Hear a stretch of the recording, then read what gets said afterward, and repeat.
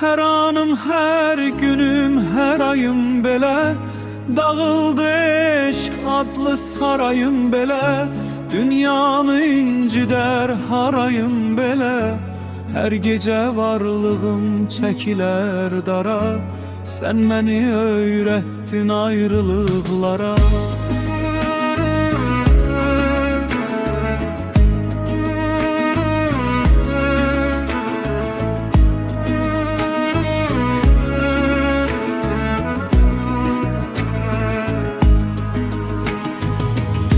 Adlayabilmedim gəm hasarını. Simleri kırıldı könül tarımın. Boynu bükük kaldı arzularımın. Niyetim haraydı, menzilim hara. Sen beni öğrettin ayrılıklara. Yolcunu yolundan eyleden kimi, dertliye derdini söyleden kimi, uşağa elifba öyreden kimi. Neden başlayım ben günü kara.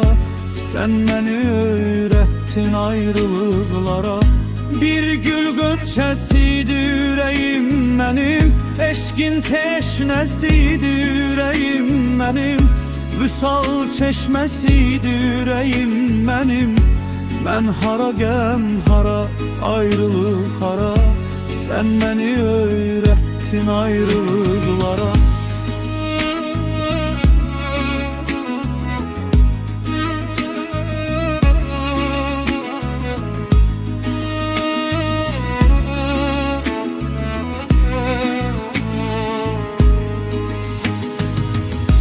İzim daş üstünde biten yazıydı.